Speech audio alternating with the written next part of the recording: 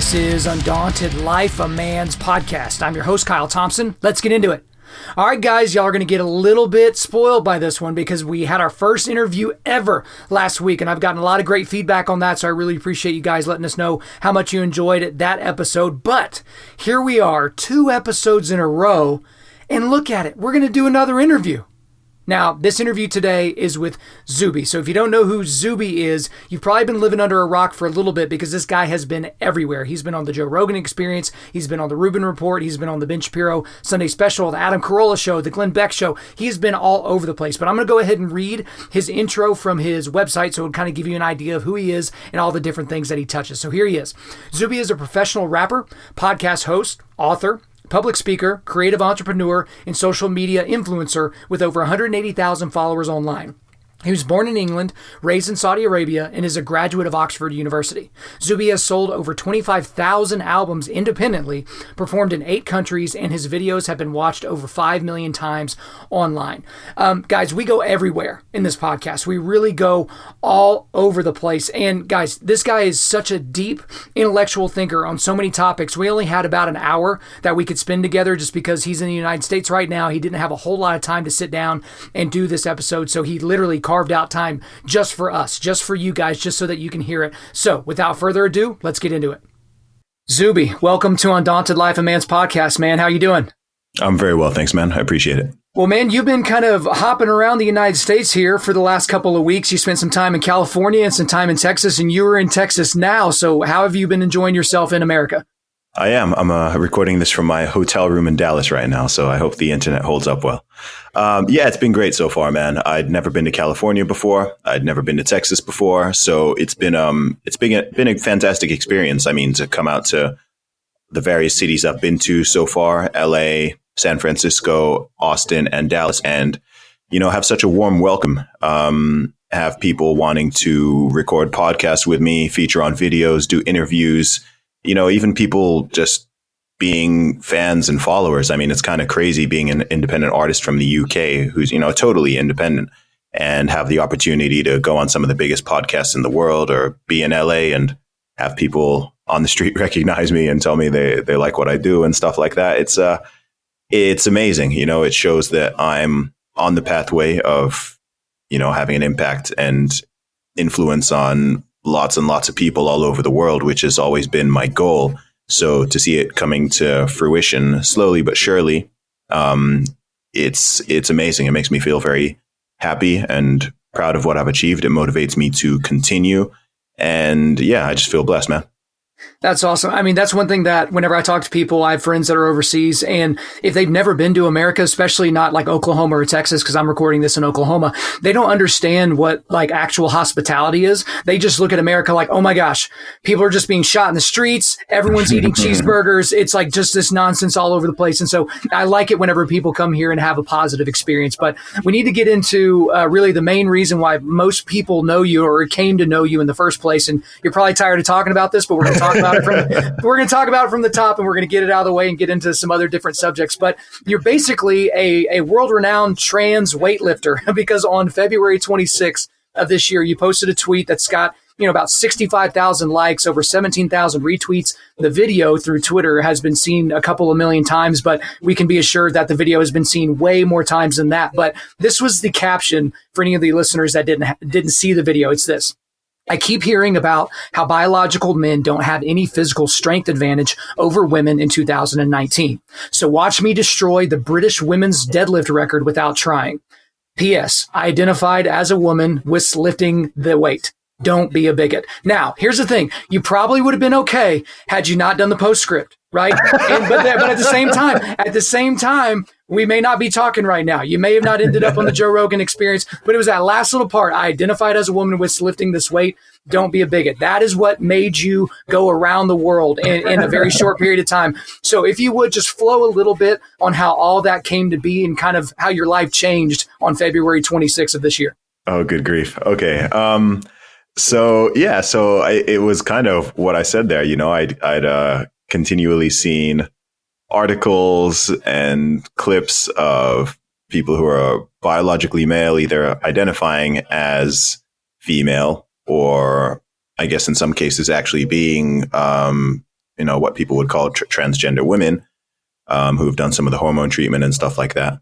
And in various sports, I was seeing it in MMA, in athletics, in weightlifting, a whole bunch of different sports. I kept seeing these stories popping up of these people beating women at their own game, essentially, outlifting them, outrunning them, outjumping them, outfighting them, everything. And I've always thought that it's ridiculous. I mean, I've seen it over the last couple of years, but it seems to have sort of accelerated and become something that I started seeing more and more. So prior to posting that tweet, I had just seen that somewhere in the US, I can't remember what state, but there had been a high school athletics competition, and the first and second place competitors in this event were both boys, and this is in the girls' race. So I saw that and I was like, okay, this stuff is just getting silly. And then out of curiosity, I just Googled to see what the British women's deadlift record was. Well, all the powerlifting records were in the 84 kilogram weight class, which if I competed would be the weight class I was in. And I saw that the women's deadlift record was around 215 kilos. My max is 275, which is 100 pounds more than the record. And I also saw the bench press record was somewhere around 105, and my max is like 147. So in both cases, I was like, oh, wow, I can completely obliterate these records. Like, right. It's not even close. And so I already had a video. The video that went viral was already on my phone. In fact, that video was already on the internet. But it was just part of one of my training sessions that I'd posted to YouTube. And in that video, the one that went viral, I was doing 230 kilos, which was, more than the record. So I just posted that tweet a little bit tongue in cheek, as I post a lot of stuff. I do a lot of tweets. I put a lot of content out there. I didn't sort of sit down and strategize that this would be the one that would put me on the map internationally. So I just tweeted it out there, and very quickly I realized that I had touched on some nerves. The video got about 10,000 views in the first 15 minutes or so. And it just started getting retweeted all over the world, started getting retweeted by some very, very prominent people, people with millions and millions of followers in various different countries. And it just took on its own life. By the time I went to bed, it had 300,000 views. I woke up in the morning, it was over 500,000. And that thing just kept going and going. And my follower count just kept going up and up and up. And so as that one was going viral, I decided to post a video of me breaking the bench press record as well. I think that video got about 500,000 views as well. So I did that. I broke the record. I did 3 reps. And yeah, it Did you really have to do those last 2 reps? I mean, come on, you're just kind of showing off. Like, you already broke the record. You already broke the record with the first one. Yeah. I just wanted to sort of show the differential, I guess. Because the whole thing is absurd. Well, you kind of pointed this out, and you've said it in some different interviews. And the thing that I feel that is most important when talking about this issue is the people that seem to be on the cutting edge or the forefront of this issue are being very disingenuous. And the reason is because they're typically these trans athletes, right? The so-called trans athletes are competing in sports like track and field or weightlifting or something like that. But whenever you get into other areas of sport, they don't seem to be saying things in the exact same manner. So an example would be this. So in the United States, obviously basketball is a big deal. It's big all over the world. But let's just take collegiate athletics, right? So on most of these college campuses, you have a lot of people that are LGBTQ plus, activists and those types of things. Then why aren't they advocating that they get rid of women's and men's basketball and just have basketball? Mm-hmm. Like, if there is no biological difference, if there's no performance difference between them, why don't we just have one division and the best players can play? And that's kind of one of those things where I feel like it's a little bit disingenuous when people are outraged at a video like the video that you posted, because they're not advocating for someone like Amanda Nunes to fight in the 135 or the 145 pound men's division in the UFC, because that would be something ridiculous. But I mean, you kind of get what I'm saying? Of course I do. Well, that's because it's ideologically driven. It's not driven by fairness and kindness and compassion as they're claiming to, or if it is, they're extremely diluted. It's mainly, it's driven by this ideology, which is you must, suspend objective reality and biological reality, and you must just go along with what we're saying. If we're saying this person is a woman or that person is saying they're a woman, then you must accept them as a woman. I mean, that's why part of why it went so viral, because it was a checkmate. right? Because anyone who is saying that can't criticize my video. Okay, I'd said that I identified as a woman. So if you then say that, hey, you're not a real woman, then by your own logic, you are being transphobic and bigoted. So there was nothing anybody could say. There was literally, out of the thousands, millions of responses that thing got, there was not a single coherent argument as to why what I did was offensive or wrong or anything. It was like people were just trying to say stuff, but none of them had any coherent argument, and they couldn't, because it was just a total checkmate. Right. Yeah, I mean, you're absolutely right with the checkmate on that. But also at the same time, you've probably heard this about people on the political left. The reason why they try to shout people down and try to cancel people is because they don't have new ideas, and their quote unquote new ideas kind of suck. And so it's kind of one of those things where if you can't argue it logically and calmly, then it's probably not a good argument. They don't really ascribe to that belief system, though. No, they don't. But, I'm not someone who, I've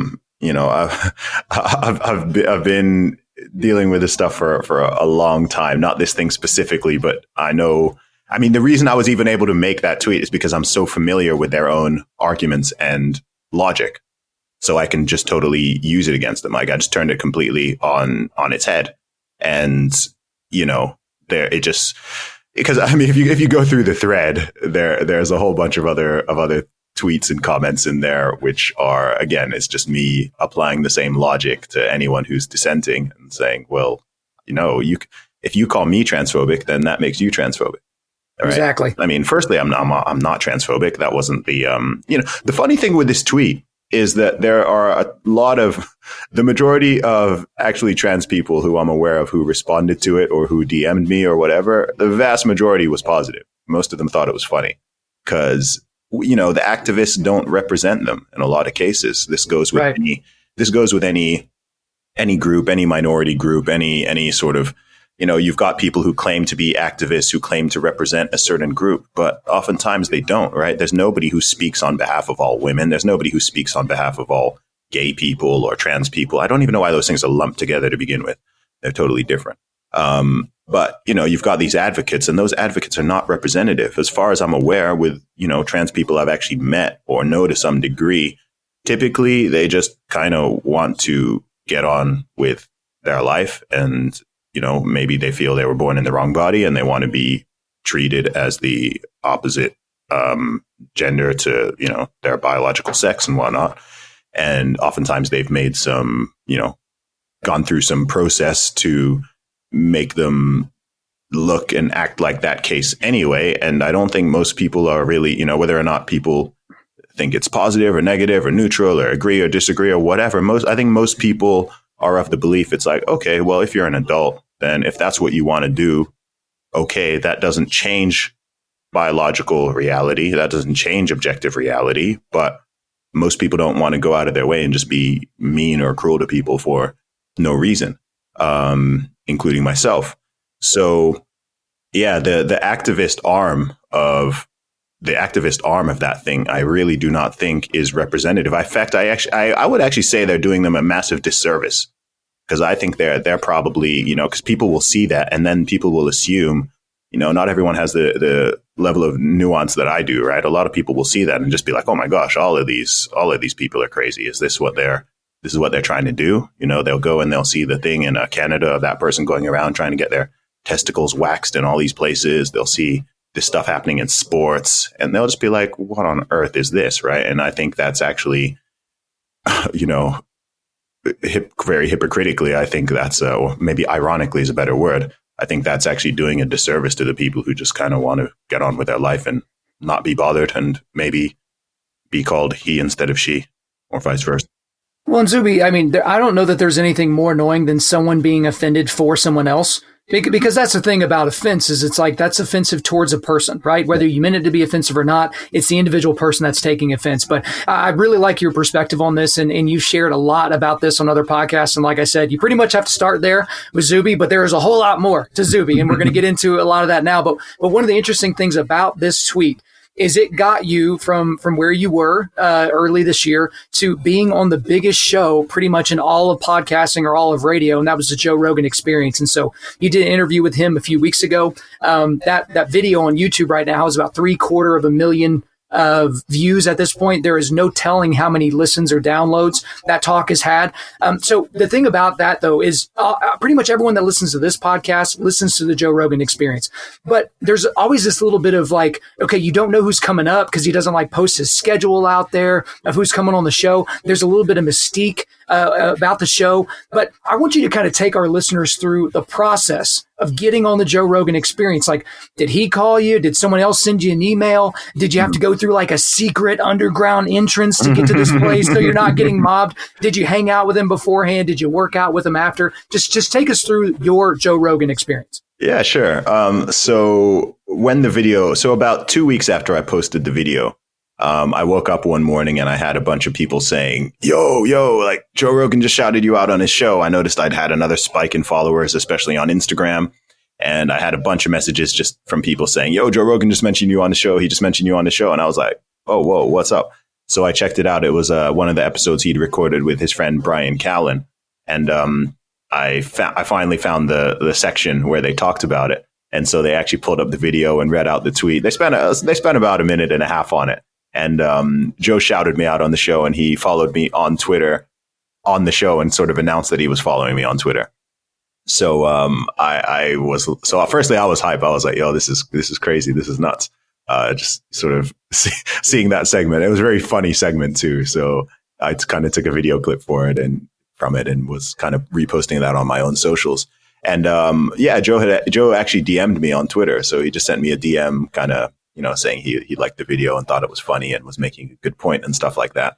So, we had a little back and forth on the DMs on Twitter. And then, a few months later, so, he's been following me since March now or so. And so, a few months later, I was, I'm trying to think of what order it came around in. I think I was chatting with my friend Dave Rubin about possibly appearing on his show, and he invited me onto doing his show, The Rubin Report. I think that's the one that came first.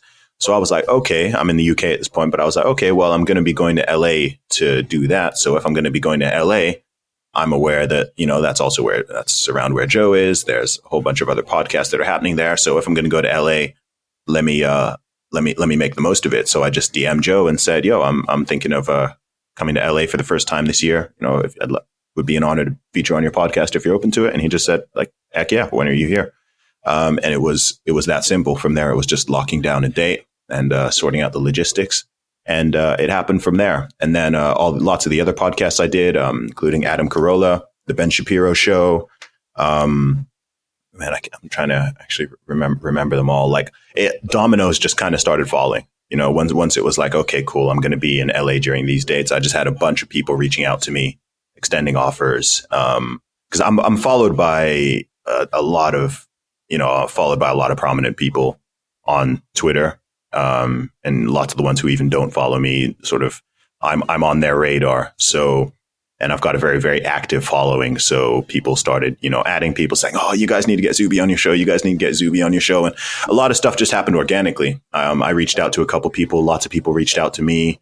And the sort of list of podcasts schedule just kept on growing. And that's what's been happening even while I've been in the US. With all these different cities, lots of people are like, oh, what's your plan for this city? What's your plan for that city? And normally I'll just have one or two things planned. And then once I get there, more things will arise. Here in Dallas, I've just recorded 5 interviews with Blaze TV. I was on Glenn Beck's show yesterday. I did Graham Allen's show, Sarah Gonzalez's show. So lots of stuff is just, it's just kind of dominoes falling, Lots of people want to talk to me and, want me to share my perspective. Some of those are huge podcasts. Some of them are smaller ones. And I'm at that stage where it's just like, cool, if it'll help me get my message out there, and it's someone who's doing something interesting, then let's talk. Let's see. Let's get the word out there.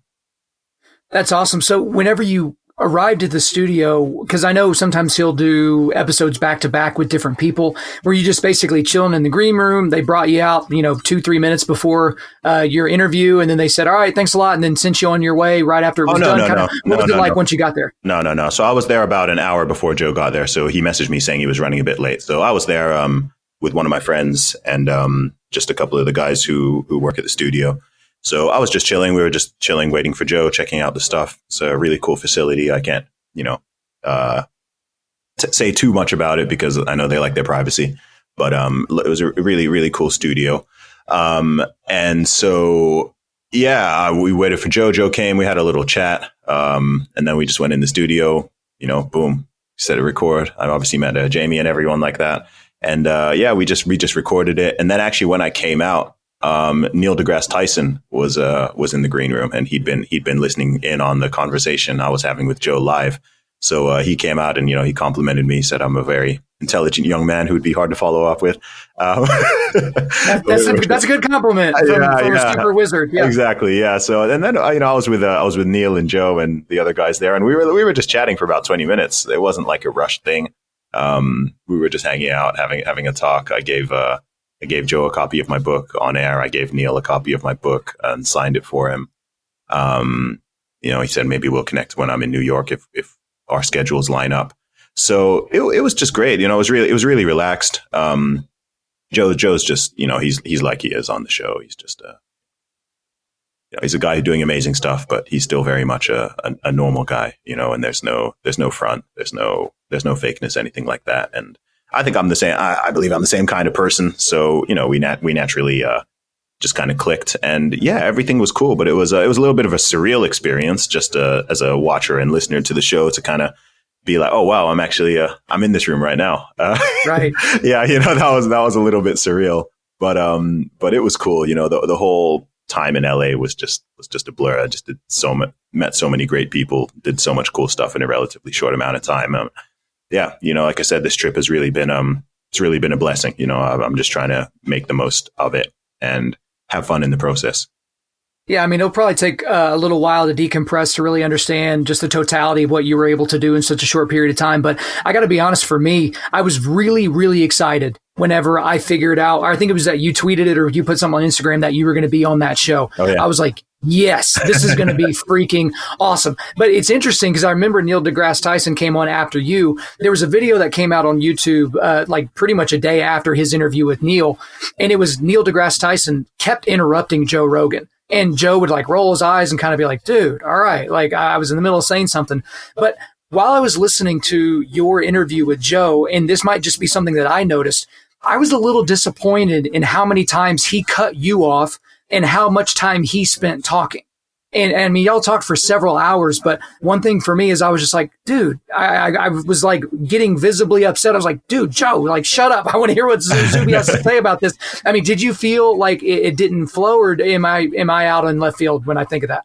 Man, people, I've heard a few people say that. People have, said different things. Some people have said that it was, I don't know. Like, I think it took a little while for it to kind of get going. I think I feel like the second half of it was a lot more interesting than the first half, just because it was a little bit random and meandering. But as someone who listens to the show, I know that's what.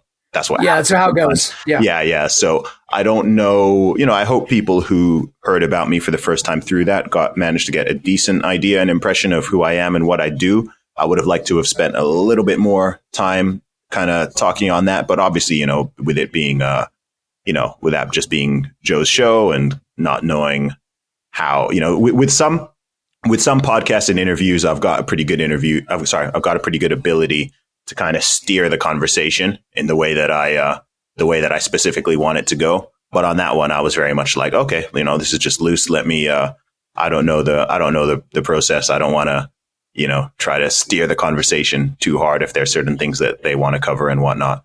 So, I was happy to just kind of be along for the ride, if you get what I mean.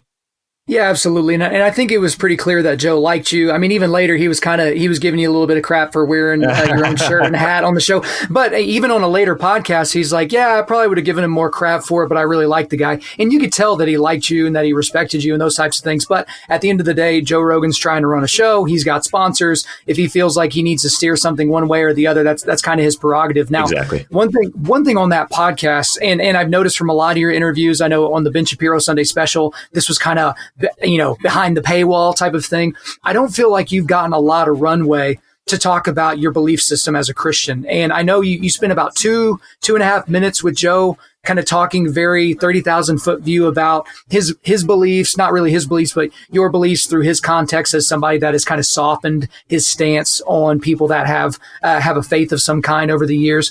But that's not really something that I've seen with the Rubin Report or even the Adam Carolla show in your interviews, where you get to have that runway to say, hey, this is why I'm a disciple of Jesus Christ. This is my story. This is kind of how it goes. But I mean, this is a mainly Christian audience here on Undaunted.Life, a man's podcast. So I'm going to give you kind of some space, and you don't have to go into a full on testimony, and there doesn't need to be tears and all that kind of stuff. But at the same time, I'd like to get an idea for someone like you that is so intellectually sound and so smart. Like, so for you, why are you a follower of Jesus Christ, and how did that come about? Sure. Well, in terms of how it came about, I mean, I come from a Christian family. My parents are Christian. All of my wider family is Christian. I was raised as a Christian. I'm someone who is, I have my religious beliefs. I have my faith. I try to live my life a certain way. I'm also someone who is honest and reflective enough to understand that the fact that I'm a Christian is partially due to chance. Had I grown up in Saudi Arabia and been raised by a Muslim family, there's a good chance I would have been a Muslim. Had I been raised by parents who are very, very atheistic, then there's a good chance, not 100%, but there's a good chance that, I would have kind of taken that on board. So I do recognize that, that for any person of faith, of any religion, there's a factor that is kind of like, okay, well, what's your family background? What's your parental background? How were you raised? So I understand that there's that element. So for myself, that's I think that's the story for a lot of people. I think most people are kind of just raised a certain way, but then I also think it's fairly normal and commonplace for people once they reach certainly teenage age or become young adults to sort of, I think that's the stage where people really either kind of confirm their own religion or in some cases stray away from it, shall we say, when people obviously have more external influences and are more mature and able to think for themselves and come up with their own ideas and question things and challenge things and everything like that. So, I think, and I think that's a good thing. I don't think it's good to follow anything or believe anything blindly. I don't think that really, I don't think an intellectual person can really do that. I think anyone who's a Christian or a Muslim or a Jew or Hindu, any religion, surely at some point someone thinks, okay, well, let me look at this a little bit more, especially when you're talking to people who have other faiths or no faith or whatever the case may be. So I certainly went through that stage. I never fell away from the religion at all. I've always been I've always been sort of solid in my faith and in my beliefs. I would say that in the last 10 years, I've probably, maybe even in the last 5 years, I've started to appreciate religion in general and Christianity specifically. I've come to actually appreciate and understand their role in the world more. I think as the world, because as the modern Western world deals with its own challenges and strays away from certain ideas and values and faith and belief, I'm now firsthand starting to really see some of the negative impacts of that. And the fact that people seem to be kind of, a lot of people are sort of navigating the world without a compass where we are right now. And you see that manifest in all sorts of different ways, both on an individual level and on a collective level. So that for me has kind of reaffirmed just how important having faith and belief is in terms of why I believe what I believe, in terms of belief in God.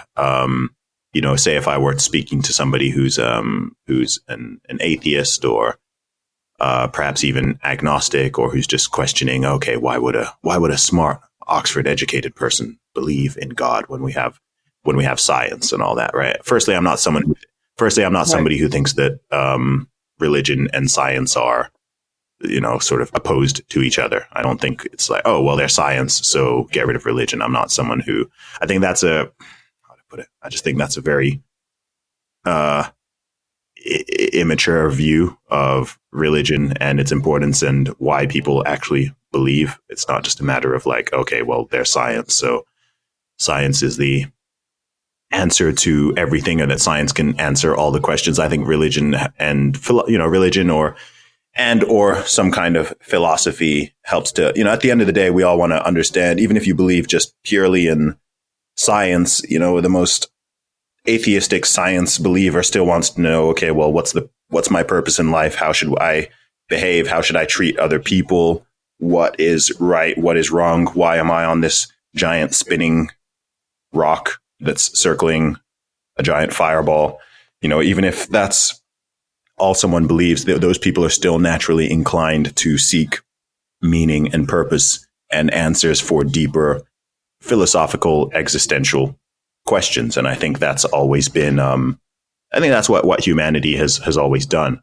So in terms of my belief in God, I would say that the reason for that would just be on a sort of rational level. It would be the sort of infinite regression idea of, okay, if I'm talking to someone who's just an atheist, and we're talking about the origin of the world and the universe and people and everything that exists, everything that we can see, there's always that infinite regression thing, which doesn't really make sense to me. So in terms of exactly what God is, of course, there's a Christian representation of God, which is the way I understand and believe in. But I think even trying to define exactly what God is something that's difficult. This is something that I know Jordan Peterson talks about a lot. As in he doesn't really like to say whether or not he believes in God, because he doesn't even think the human brain can sort of fathom what God is. Right, but in terms of there being some kind of force, or I don't even know, something out there that sparks everything and is the reason for everything, that's sort of, in an abstract way, I guess that's what I consider God to be. Some people would call it infinite intelligence. Some people would call it the universe. Even atheists will sort of oftentimes use some kind of term that, as far as I'm concerned, is almost like just a different abstraction of what a lot of people conceive God to be. Every religion has different ideas. You've got religions that have multiple gods, or have just one God that covers all. It's a very complicated thing, especially if you're talking outside of the frame of just a single religion, and you're talking about all the different things that various billions of people all over the world believe. The way I understand it, and the way I've always thought about it, actually, since I was fairly young, was sort of different abstractions of the same idea, if that makes sense. So, again, as human beings, we're all seeking meaning and trying to understand what is going on and how everything works. And there will always be questions that science cannot answer.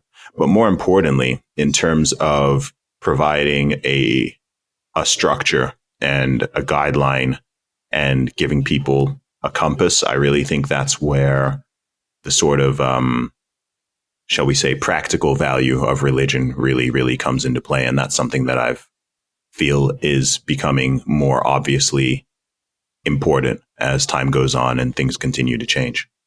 When you brought up a lot of good things there, Zuby, but one of the big things is obviously being an Oxford educated person. Even if you don't have Oxford on your resume, you're obviously a smart person.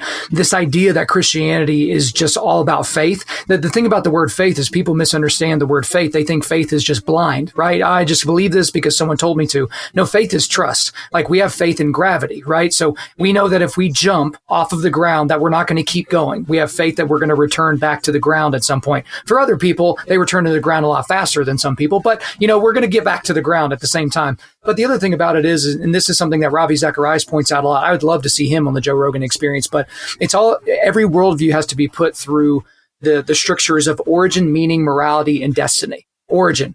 Where did we come from? Meaning, why are we here? Morality, how can we tell the difference between good and bad? And destiny, where do we go when we die? And so I think that the Christian worldview, when you put it through those strictures, it gives you the best answers for those types of things. But I really appreciate you kind of giving the listeners a little bit of an idea of kind of where you come from, because I know you haven't been able to do that a lot on other podcasts. But another subject matter that you don't really get to talk about a lot, seemingly, is a huge part of who you are, and that's the fact that you're a rapper. That you've done rap and you've done hip hop for well over a decade. And you even posted this on Twitter, I think is yesterday or the day before that. You're just like, I'm starting to figure out that most people know me from all the Twitter and all the other social stuff. They don't know that I'm an actual rapper. And here's the funny thing about it for me. I started following you on Twitter just because I really liked some of the things that you were saying, and you kept being retweeted by, conservative people with a blue check mark. I didn't even put it together that you were the guy that broke the deadlift record, or that's, did the whole video. It took me several weeks to figure out that y'all were the same person, which basically makes me an idiot. But at the same time, a lot of your followers don't really know about that. But you are an independent rapper. You've sold a lot of albums. You've got stuff out there on Spotify, on Apple Music, and people can buy stuff off your website. But you released a new album this year called Perseverance. Mm-hmm. But the thing about it that I kind of feel the need to ask everyone that's an independent rapper is, would you ever sign with a label? I don't want to say I would not sign a typical record deal where they're kind of taking 92% and giving me 8 and tying me up and trying to have creative and business control over everything I'm doing. I mean, the honest answer is it depends.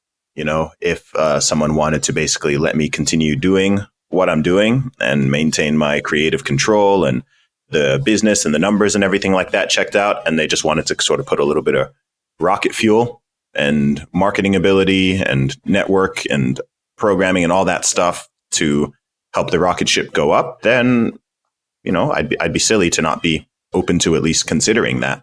But the truth is, the more you know about the music business and the way traditional record deals work, the easier it is to understand why a lot of artists choose to or want to stay independent, or even why a lot of people who do get signed eventually later down the line do go independent or try to get out of their deals. And it's because they're typically not structured very well in favor of the artist. This goes back to probably the 60s or the 70s, if not earlier. The record deals have always been structured to massively favor the record label at the expense of the artist, in a whole bunch of different ways. You can read entire books on the subject.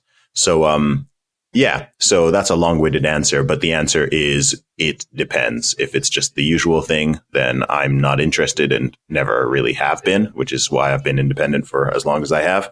But yeah, if it's something non-traditional and something very forward-thinking and that puts me at the center, and it's with people who genuinely want the best for me and want to help me reach new echelons, then, I'm open to the idea.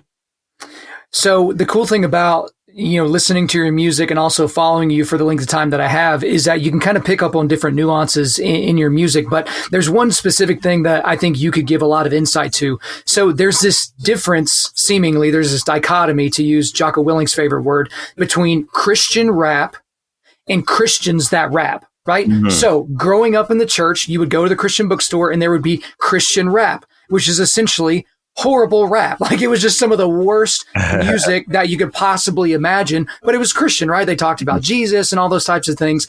But then you've got kind of like, we'll call it like kind of the 116 click group, that's Andy Mineo and Lecrae and those types of guys. Yeah, those are Christians that rap. And so when you call them a Christian rapper, they kind of buck that a little bit, which makes Christians nervous. They're like, oh my gosh, we thought Lecrae was our dude and now he's not our dude anymore because he said he didn't want to be called a Christian rapper. Yeah. So for you, you're obviously a Christian that raps. I don't think we could categorize your music as Christian rap, but is the reason that you are a Christian that raps, is that why you rap clean? I mean, what do you think about the dichotomy between quote unquote Christian rap and Christians that rap? Sure. So I can't speak for everybody, but I'd imagine that some of those artists would have a similar view to me. And there's a lot of factors to it. The first one is not wanting to box yourself in and ascribe yourself to a certain label, right? If I say that I make Christian rap, or specifically that I'm a Christian rapper, that has a couple of effects. The first one is that people who are not Christians will likely be turned off to it. Okay? Just like if someone explicitly called themselves a Muslim rapper, I might be like, oh, I'm not a Muslim, so that's not for me. So you don't even give it a shot. You kind of just glance over it and go, oh, no, that's not for me. Whereas if it's just someone who's a rapper and it's like, okay, I like a rapper, I like this guy's music, and then they happen to be a Muslim, then it's like, oh, okay, you've gotten past the first hurdle. You see what I mean? You haven't automatically, we like to categorize things extremely quickly and think, is that for me or is that not for me? And yeah, if you're trying to primarily just target Christians, then it might make sense almost from a marketing perspective, which sounds a little bit trite, but that's what it is. It makes sense to sort of label yourself that way. And then you've naturally filtered yourself towards that audience. Also, from a creative perspective, it's limiting. Okay. If I said that I make Christian rap, then I would feel that every single song I need to mention God. I need to mention Jesus. I need to make sure it has a gospel type message. And I'm happy to do that for some songs here and there. I'd actually quite like to I haven't yet made a song that's sort of like I guess which you could call a gospel song, but it's something that I'm certainly open to the idea to, but I wouldn't want that to be the only thing that I'm allowed to make. And if I stepped out of that box, then, as you were sort of alluding to earlier, then my audience, who by this case would be almost totally Christian, may, criticize me or get angry or be frustrated because not every single one of my songs is explicitly Christian or gospel. And just from a creative perspective as an artist, I'm a multifaceted human being. Yes, I am a Christian, but it's not all that I am. Not all of my thoughts are Christian. I'm a man. I'm a mortal, right? I'm honest. I'm authentic, right? I think good thoughts like everybody else. I think bad thoughts like everybody else. I have positive and negative experiences. There's things that I see in the world that are positive and negative. Not everything is, not everything is happy. Not everything in the world is Christian. Not everything in the world is positive and whatever. So I like to have the freedom to rap and talk about whatever I want, really, without having to feel like I'm totally boxed into one thing and I'm totally at the mercy of my own fan base or my own audience. So that plus the ability, plus the way other people would kind of view it. I've just never felt the need to, if someone asks me, what, are you a man of faith or what do you believe? I'm happy to say I'm a Christian. I'll never, ever hide that. It's not something I hide. And I think anyone who listens to a good amount of my music would probably, I think there's enough hints in there or even enough obvious statements that makes that clear. But I don't think it's necessary to, I think it's counterproductive to kind of, force it. And I think you also end up in that situation where you're kind of preaching to the choir, which even if you are trying to get the word out there, it's a little bit self-defeating because you're switching off to people who aren't already of that faith or just open to it, And I think, even beyond the religious aspect, my overall message is one of positivity and inspiration. I'm not really trying to evangelize. I'm not trying to convert people. That's not my goal. If it were, maybe my approach would be very different. But regardless of someone's faith or lack of faith or religion or no religion or whatever, I'd like to think anybody from any of those walks of life would be able to listen to some of my songs and get something positive out of it. Hopefully, certainly entertainment, but hopefully a deeper message that will help to uplift them or make their life better in some way too. Yeah, absolutely. And there's a whole lot more we could go into there. But, we got limited time and we got a few other areas that I'd like to touch on. But there is one thing that I want you to answer for me very quickly. And I feel like you're the only one qualified to actually help me with this. I've heard you mention Jay-Z a few times. Mm-hmm. Okay. And I grew up in a community that listened to a lot of hip hop and rap. And I just got to tell you, I've never thought that Jay-Z was that good of a rapper. I thought he had some big hits and, Rockaware, and he owns part of the Nets, and dude, he's big time. I get it. Mm-hmm. But it's just it never made sense to me that Jay-Z was this really, really good rapper, on the level of a Nas or an Eminem or something like that. So in a very quick thing, convince me that Jay-Z is a good rapper. Really convince me. Okay. To start with, do you know that Jay-Z does not write his lyrics down? Correct. I did know that. Okay. Have you ever tried coming up with a cohesive rap without writing anything down? No, I have not. Even if you did write, but that's just, that in itself is a level of the genius. But the thing with Jay-Z is I think because he's had so many hits, I think a lot of my favorite Jay-Z songs are not the massively well-known hits. So, okay, I'll explain. So in terms of technical ability, I think he's simply one of the greatest rappers of all time. He can, whether he's rapping fast, rapping slow, doing something deep, something for the club, something to party to, telling a story, he can do all of it. Eminem and Nas actually cannot. Jay-Z is more versatile than both of them. Eminem doesn't make songs for the club. Eminem doesn't make songs that you'll hear in a nightclub and people really party to. Jay-Z can do that. But then he can also make a really, really deep song. He can also tell a story. He can also make a dope braggadocious. So he can rap about anything and everything, and he's just extremely versatile. In terms of his technical rapping ability, yeah, I think he's phenomenal. Just any flow, vocab, just ability to ride the beat, delivery, everything like that. I just think he's one of the greatest. And then in terms of consistency with albums, again, even if you're comparing him to a Nas or an Eminem, Jay-Z's catalog is better than both of those artists, as far as I'm concerned. Nas and Eminem both have some great albums, but the hit versus miss ratio, as far as I'm concerned, and other people generally think this too, is, Jay-Z's got a higher batting average, shall we say. So for all of those reasons, I mean, hip hop taste or music taste is always going to be subjective. I know people who think Eminem is terrible, and I'm like, what are you talking about? He's brilliant. Right. Right. So, there's always going to be the subjective aspect of it, but objectively, if you're going to sort of rate the music and the consistency and the albums and then their rapping ability itself, I certainly think he's up there with the best. All the stuff he's done outside of it in terms of business and hustle and being independent minded and entrepreneurial, all that stuff massively inspires me too. But even aside from that, I just think he's undoubtedly one of the greatest of all time. So that's why I'd always put Jay-Z in my top two.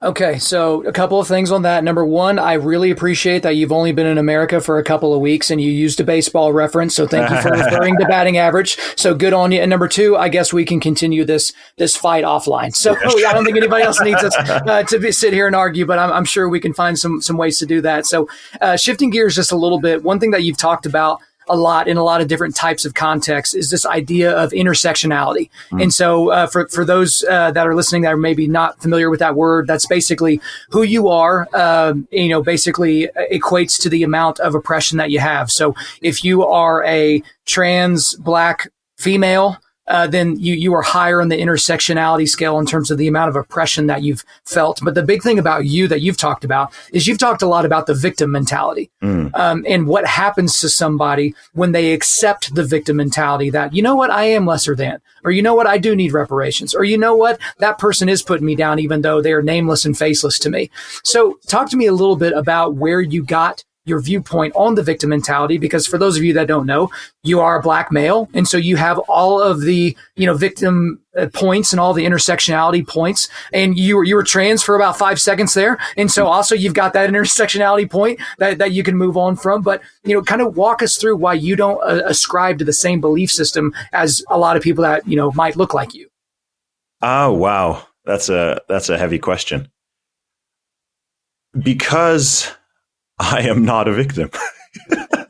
I don't have a victim mentality because I'm not a victim. I'm undoubtedly privileged and blessed and have tons of advantages. We all do. Anyone who's listening to this podcast, anyone who even has the ability to, if you live in the modern Western world in 2019, you are privileged. You're more privileged than the vast majority of people in the world, period. It doesn't matter your skin color, your sexuality, your gender, whatever. We are all extremely privileged. Coming down to trying to work out who's more privileged than another, I mean, who cares?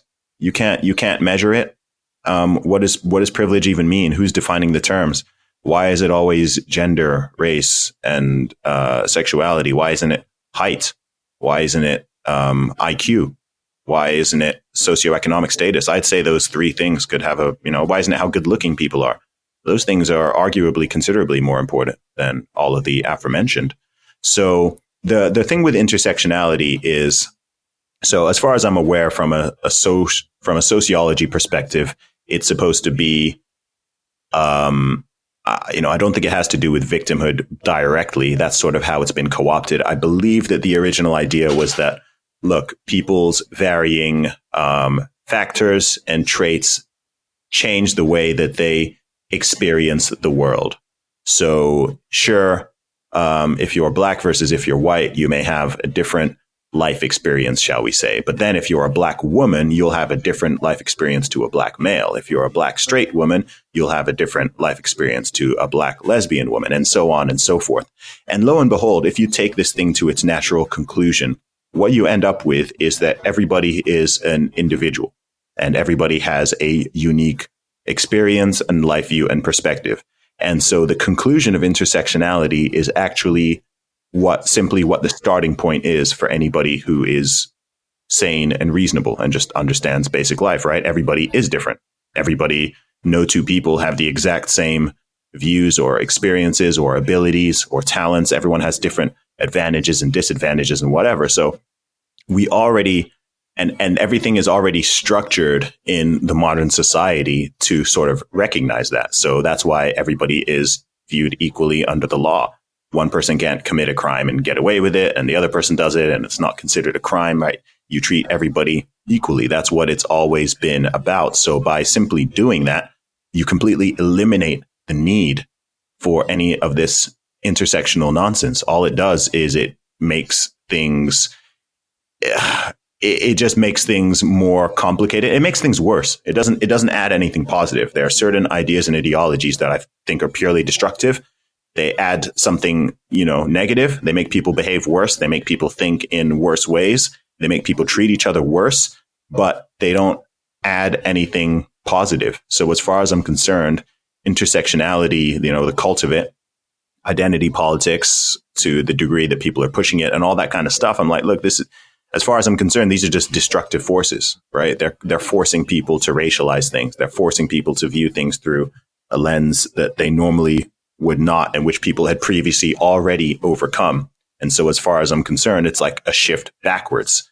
People have made all this progress and it's like, oh, okay, cool. We finally got to a stage where people aren't judging each other based on their skin color or judging people totally differently based on if they're male or female or if they're gay or straight or whatever.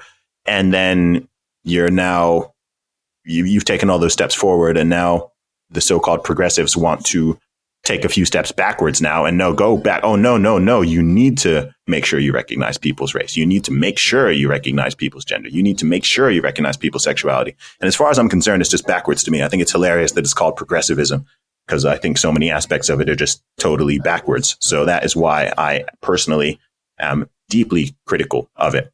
In terms of victim mentality and mindset, it's a waste of time. It's just nonsense. Again, there's nothing positive that comes of that. If you live in the modern Western world, then I can almost guarantee that nobody is oppressing you and you're not going to be held back based on any immutable characteristics, provided that you work hard and you offer something to the world. And it's that simple. And as soon as people recognize that, they can act accordingly and stop pointing fingers outwardly and look at how they can improve themselves, maximize their own potential physically, mentally, spiritually, relationally, everything. And they can just get on with life and stop complaining and start making things better. Well, and one thing about that as well, you brought up a lot of great things there, but a lot of people try to fight the power, right? That's kind of the big things. Like, we're going to take the power back. We're going to speak truth to power, whatever the thing is. It's always kind of this power dynamic. But one thing that I've seen, and that, has confused me since I was a little kid, is one of the ways that I've seen the Black community fight the power was to, as they would say, reclaim the N-word. Right. And so that is something, that's the world that you live in, being in the hip hop world. That is about as common as the word the. And so when you listen to somebody that says that just with common vernacular in their everyday language and their everyday conversations, but especially within their art as well, is that something that, what are your thoughts on that? Because I've listened to your music. I don't hear you use that word, and that might be a word that you use, but why don't you use it? Do you think people should use it? Go.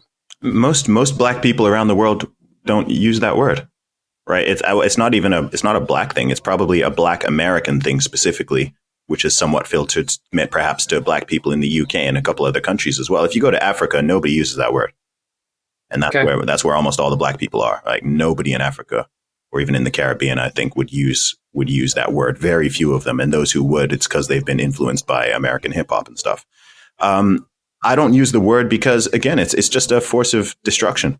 It's the only, and it doesn't add anything positive. It's the only word where it's literally I think it's the only word that I can think of where its meaning is supposed to be based on the person who is saying it and who they're saying it to, which is totally ridiculous. Having words that it's like, oh, it's okay if I say it, or it's terrible if someone else says it. It's just dumb. It's just stupid. It's a really dumb idea. And I can't control the language that other people choose to use. All I can do is control my own language. But again, why would there's so many other words that I can use to describe a fellow Black person or just a fellow person in general, that why would I want to use a term that's so steeped in a history of, you'll have someone come in here and say, oh, it depends on if you ended in an A or an ER. I'm like, no, it's all stupid. In a British accent, they sound exactly the same anyway. They sound exactly the same in an English accent. So, I don't use it. I don't perpetuate it. I don't want to add to that fire because I think it's dumb. I really, really think it's stupid. And some people are going to say, oh, I'm on some high horse here or whatever. And I'm just like, look, if you're going to keep on using this word, you're keeping it alive, and you can't then be shocked and surprised when somebody who is not Black, maybe a kid, or I've been to Eastern Europe, I've been to Central Europe, countries like Poland and Slovakia and Serbia and whatever, and I've had young dudes over there like call me that word, not even realizing that it has any negative connotation. And why would they? If you live in Serbia where there's no Black people, and your only your only thing you've heard is from what you've heard on movies and TV and in music, how on earth would that guy know that word has any kind of connotations, or that he's not supposed to say it? And I wouldn't even be able to explain it to him. If I tell him that, oh, that's not actually a word you should say to somebody, he'd be like, well, why do the rappers use it all the time? And my honest answer is, I don't know, man. I don't know either. Right. And, you can't blame him. It's not coming from a place of hatred or malice or anything. He's actually trying to be endearing what he says. And right. Yeah. It's something I've experienced in real life. And most people don't really travel, so they don't see this kind of stuff. And so that's when it really hits me that, this is just dumb. You're just perpetuating this. And then it's extremely hypocritical to be using that word 100 times a day. And then when someone who's the wrong person says it, all of a sudden you're extremely offended, and everyone's got different rules, and some people be offended and some people aren't. And I'm just like, look, the simple thing is just not to use it. It's unnecessary. Again, it's just, yeah, I think it's dumb in terms of why people use it. I know people say it's a term of endearment, or they want to capture it back, or they want to have, I think it's dumb. I think the honest thing is that people like to have something that they can say and they can use, and they've kind of got this power, to use the term you were saying earlier, to not allow other people to use it. So it's like, okay, we've got this one thing that we can say it, we can pepper it around, we can spray it around in the music and the comedy and just general everyday language. But then we've got something to sort of use as a cudgel against other people if they dare say it, even if they're just repeating the song that I wrote. It's dumb, is my summary. Yeah, and I definitely do dumb stuff. Yeah, hey, that's a good way to live your life, and I really appreciate your perspective on that.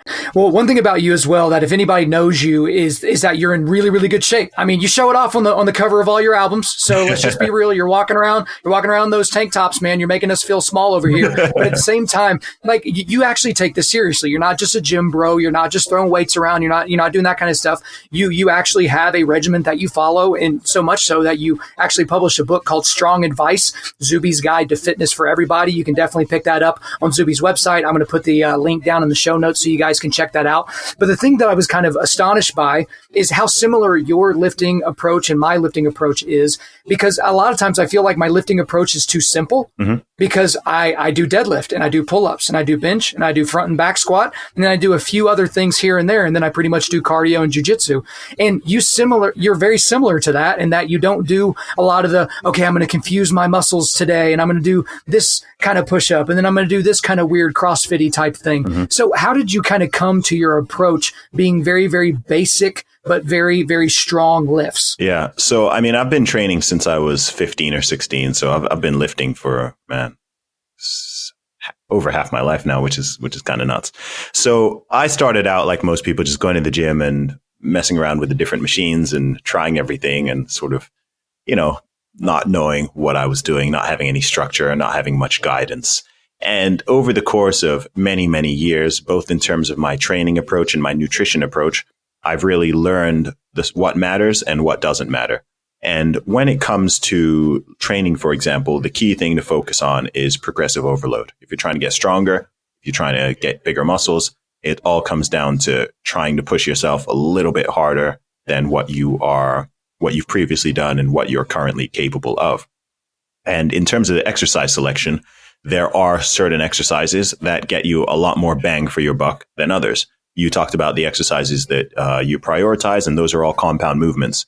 For someone who's listening, that means that you are incorporating different muscle groups and also joints in each of those exercises. So deadlifts, pull-ups, rows, squats, bench press, overhead press, all those exercises, you're using multiple muscle groups rather than something like a bicep curl, which is only training your biceps and perhaps a tiny bit of your forearms as well.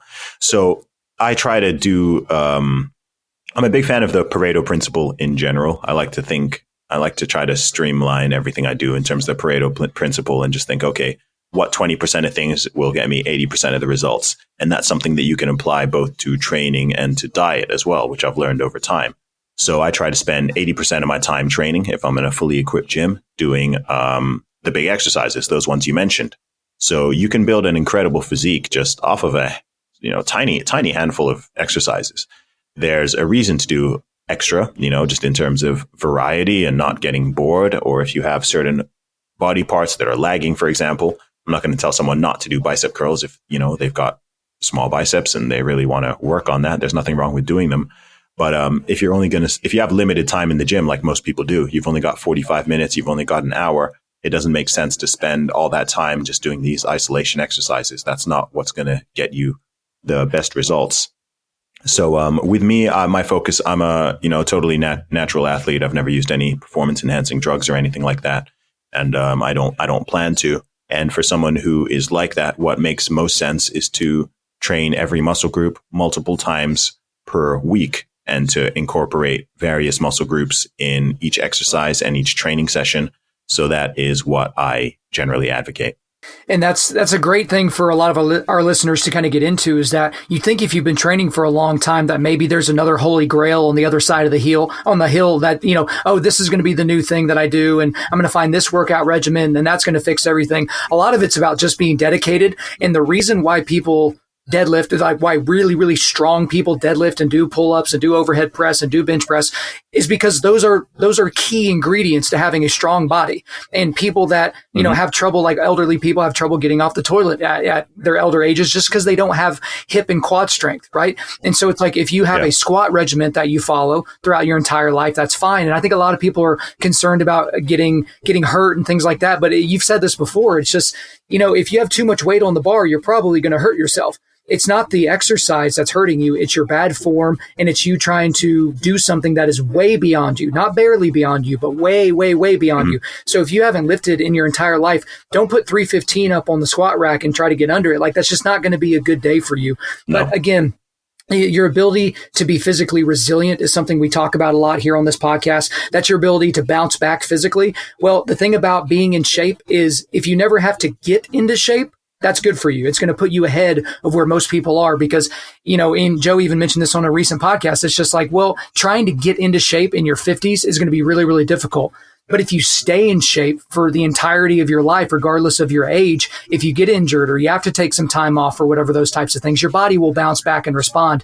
And that's the whole thing about physical resilience. So guys, if you're not familiar with how to do a lot of these exercises, or if you don't have kind of an idea of how you should train, I would highly, highly recommend that you pick up the book Strong Advice. And again, that will be in the show notes as well. But as we close up our interview here, Zuby, I want to do kind of a lightning round with you here a little bit, right? So I follow you on Twitter. Obviously, you have some very, very great tweets, but some of your tweets lack a little bit of context. I can draw some of my own conclusions from the context, but I wanted you to just like real quick for each of these. I pulled 5 of your tweets just here in the last week or two.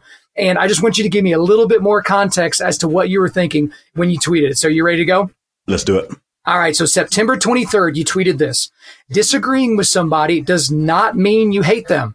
Most toddlers can understand this, but there are millions of grown adults who don't seem to. So give me some more context. Wow. Well, we're certainly living in a time where we're living in an age of disagreement, especially online. Real world's not as bad, but it happens there too, where people ascribe bad motives or hatred to anybody who disagrees with them on anything, or they ascribe stupidity, right? They think, oh, well, if I don't believe in God and you do, that's just because you're stupid or because you lack some piece of information. Or if I believe X and if I'm a liberal and you're a conservative, it's because you hate poor people, or you're racist, or you're evil, or something like that. And it's firstly, it's just false. And it's a really dumb base level, trying to, it's just a really unintelligent way to view the world, to put it simply, and it's simply false.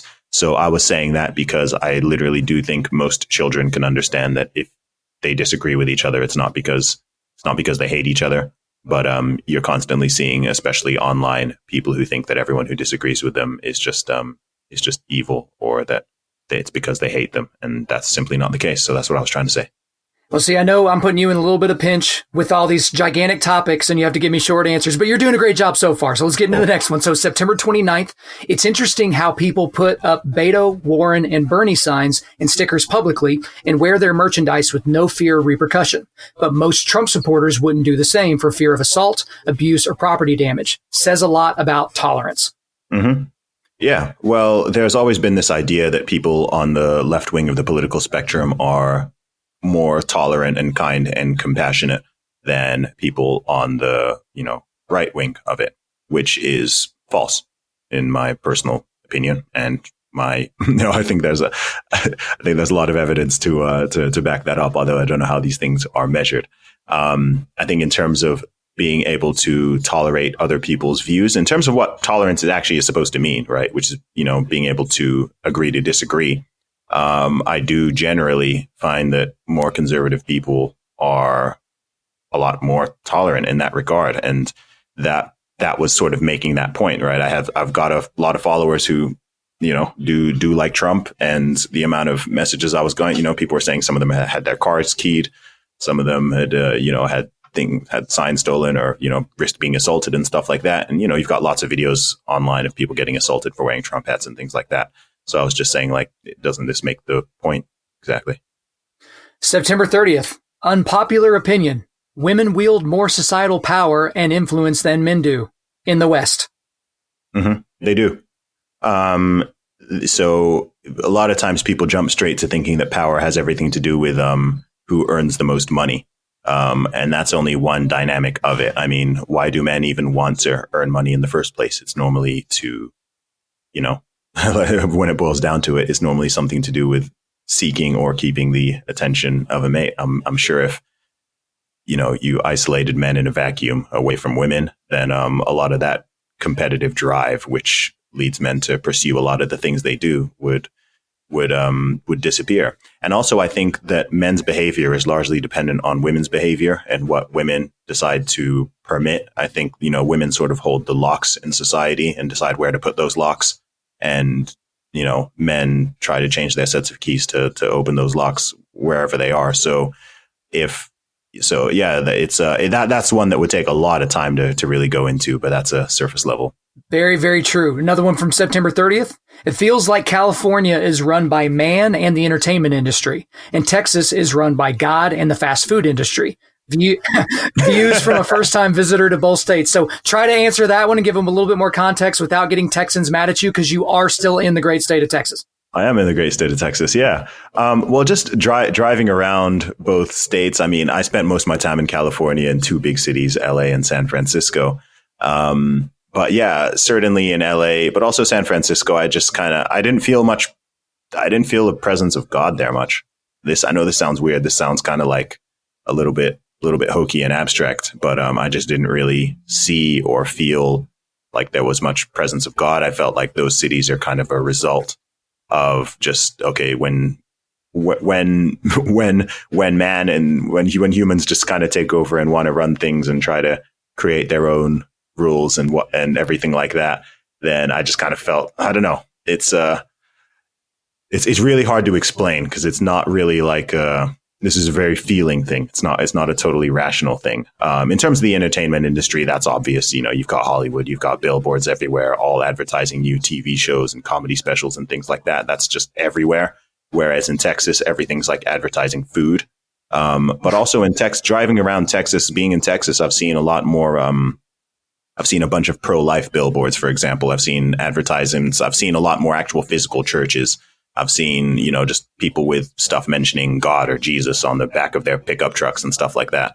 So, that was just an observation of kind of what it felt like.